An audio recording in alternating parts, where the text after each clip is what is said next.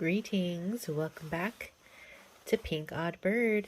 Today we are here to take a look at this completed October daily. Happy Halloween, everyone, and thank you all so much for joining us on our October daily 2022. So let's go ahead and take a look at my story. Today was a day just like any other. I was busy plugging away at various projects around the house. Then I heard the usual chug of the mail wagon pull up, followed by a ding dong. It was the mail call. Rifling through, I found an unusual looking letter addressed to me, and it read,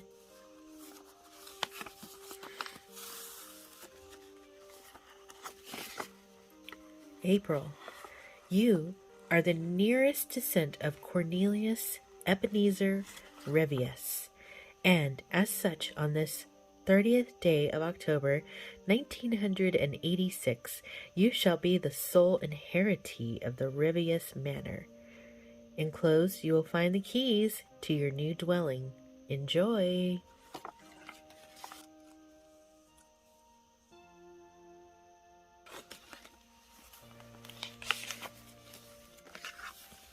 I jumped in my car and decided to take a ride to this mysterious place, my mind filled with curiosity. Upon arrival, I noticed a large, decrepit-looking manor with a semi-decaying yard, but not too decayed, as there was a few furry critters scurrying about the yard. Well, let's see what's happening inside.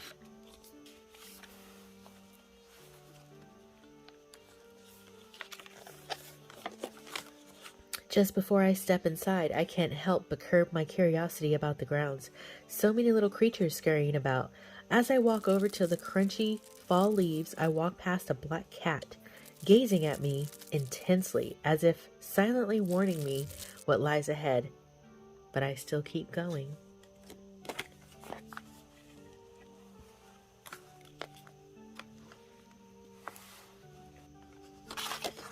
Despite the uneasy vibes I've been getting outside of the house, I mustered the courage to go inside. Upon entering the house, I notice the decor is almost as eccentric as I remember Aunt Ophelia being, the late daughter of old great-uncle Cornelius. Aunt Ophelia used to live here briefly, but suddenly up and left one foggy morning in October, never to return, living out her life in rural England. And fast forward to now, me, standing in the living room of this old familial manor. It's eerie, but I guess it's home?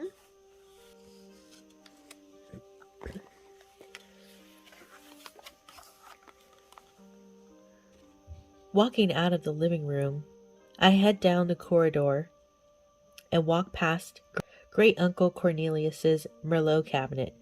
I remember hearing stories about this prized fermented collection.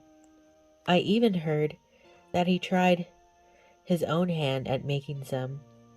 I wonder if anyone ever tried it. Next to the wine cabinet was a large portrait of him, a serious-looking man with a tinge of jovial playfulness in his eye. Or is it maniacal?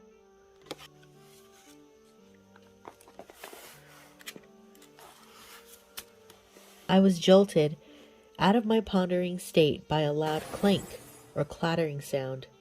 What was that? It was something metal for sure. Chains dragging, maybe? Or is my imagination being too fanciful? I do my best to use my ears and not so great sense of direction to follow where the sound came from. Wooden floors creaking beneath my feet. I inch towards another room nearby. Strangely, there is a light peering from the slightly ajar door. I curiously poke my head in. Hello? No answer. I notice lots of substance on the floor. Is it fur? I saw a bucket and a broom had been knocked over. Relieved, I exhaled.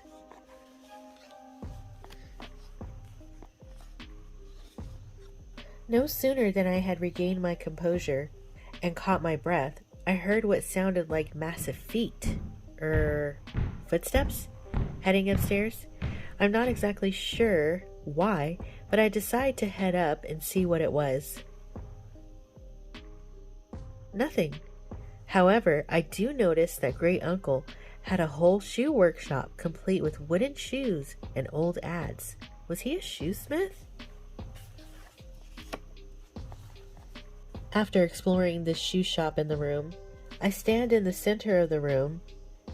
I look to my left and see a giant oak staring right back at me. Creepy. I pull my gaze away from this oak, who, much like the black cat, seems to be warning me. And with that very thought, the door to the room slams shut, and an eerie riddle begins etching itself into the door. 1 step, 2 step, 3 step, 4. What will you find on the other side of the door? Confused and leery, I am not sure I want to find out. This is starting to feel more like the scariest amusement park rather than a potential home. Maybe Aunt Ophelia was onto something. I don't know, but I can't stand here forever, so I open the door. Faintly in the room across the hall, I see a shadowy figure. A man. It looks like he is drawing. I squint to see if I can make it out. I get a quick glimpse at his notebook, and it looks like he is sketching out new shoe designs. As I try to inch closer, the floor beneath me creaks, and the shadowy ghost-like figure dissipates. Could that have been Great Uncle Cornelius? The notebook he was sketching in fell to the floor. It's real. I pick up the book and try to find where this figure went. Before I know it, I've made my way to the kitchen. As I neared the table, I could see and smell a fresh plate of food. A meal! I'm so hungry. Not everything looks appetizing to me, though. So I pick some of the bits that look good and snack on them. Whose plate of food is this anyway?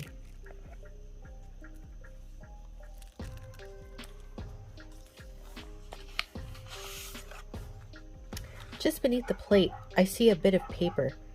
I pull it from under, realizing it's an invitation. Did I just eat someone's party hors d'oeuvres? Whoops. Where is this party to take place? Is it here? I'm not sure. I don't know what's happening at all anymore. The invite simply reads that you are cordially invited to step right in. What's with all this stepping? So bizarre and prevalent.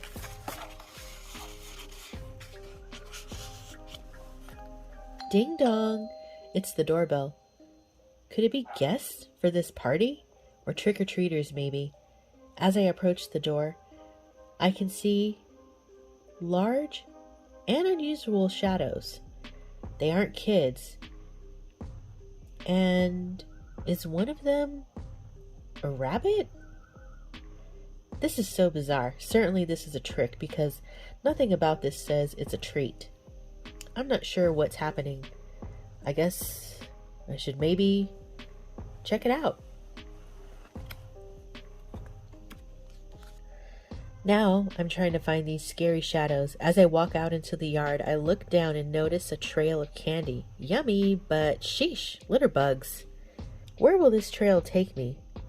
As I'm walking, I notice a small faction of critters having a party. Pick up your trash, I yell.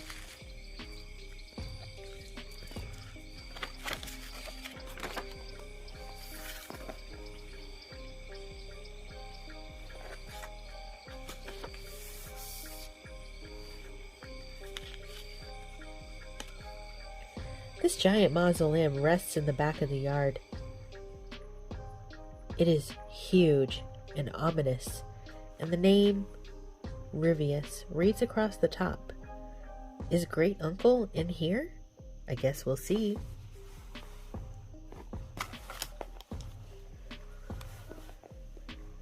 As I make my way inside the mausoleum, I walk upon a stack of pumpkins, and they are watching me, along with some spooky eyes. I've never seen anything like this. What is this place? What am I supposed to expect in a place like this? This creepy old tomb. I've gone this far, chasing ghosts and critters into the night. Why stop now? Let's see what's in here. Wow, more steps. I'm so lucky. I've got 2 working feet for all of this walking, running, and stepping, and chasing.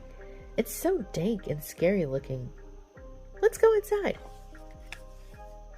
I leaned over to read the tomb that read, "Step right in."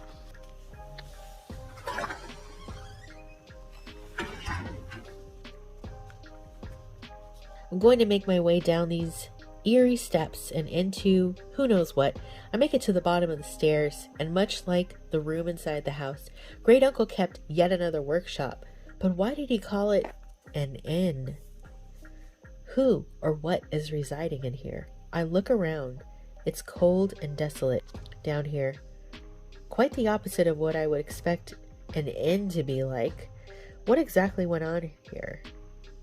Saws, knives, hammers, and probably more that I just can't see. I am so lost in my thought, trying to piece together this puzzle, this riddle that this old house is trying to give me. When out of nowhere, a mummy comes barreling from the shadows, his arms extended and gurgling or trying to relay some kind of message. But what is it? Suddenly his eyes lurch off of his face. I'm out of here.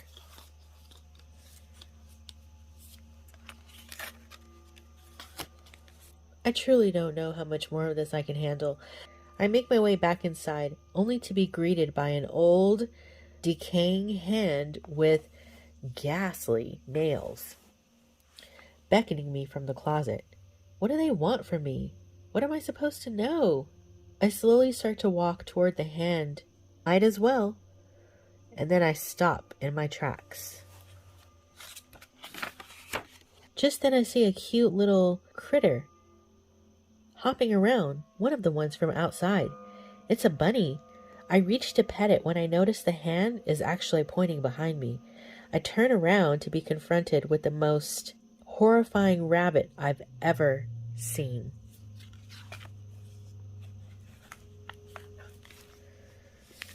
I am now running for my life. I find myself downstairs in another room, and at last, I think I've solved the mystery. All of these strange goings on. The room is filled to the brim with extremities.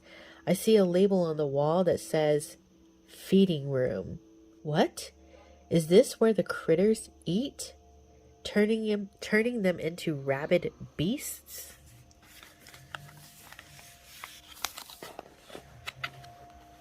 I stumble backwards, slightly appalled by my recent discovery. My heel hits something. Ouch!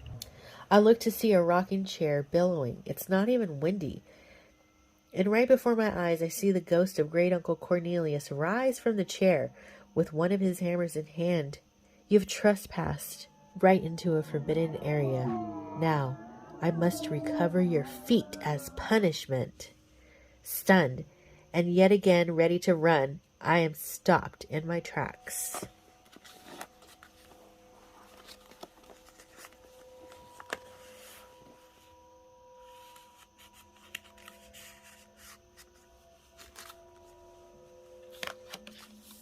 Suddenly I hear music. The old gramophone started playing Thriller? And seconds later, a line of skeletons comes out of the closet and starts dancing along. It really must be close to midnight. As soon as the music stops, the bones drop. The fallen bones spell out, "Shuffle away while you can."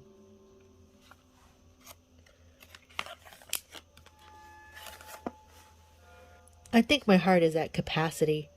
I have learned and encountered so much all in one day. I need to climb into bed and get some rest. As I step into the room, I see remnants of the skeleton dance troupe floating around the room, telling me to leave. Trust me, I am going to, I said to myself. I just need some rest.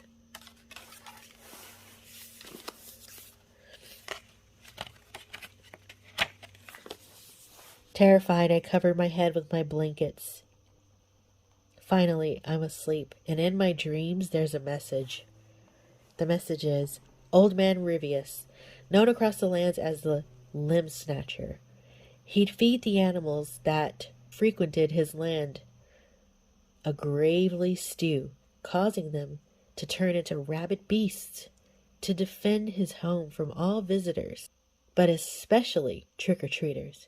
He even scared off members of his own family. One night he was sleeping and woke up in a ghostly state without feet. And now he floats around his deserted property. Finally, a new day has arrived. Time to get up. Get ready to go. I wash my face, and in the mirror I see a vision of Ophelia, my distant aunt. She tells me if I remove all tools from the various workshops around the house, all haunting will cease. All animals will return to normal, and the ghost of Cornelius will leave the home habitable once again. Now that I've got this information, I decide there's no time to waste. I scream out to the house, the surrounding grounds, the creatures, everything, that I will be back. I have a grand plan to set this house free. A haunted house back to normalcy. I need help, though, so off I go to grab all of my reinforcements. I am slightly worried that my people will be afraid, but it's for the greater good in the end. Off I go. Let's get into action.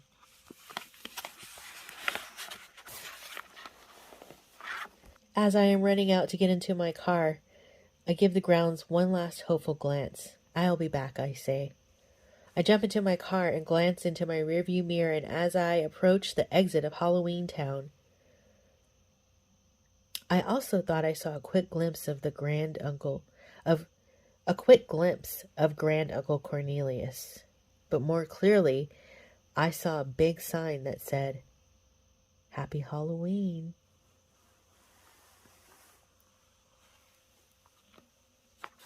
And that's it for my story, gang. I think this might be a to be continued? ?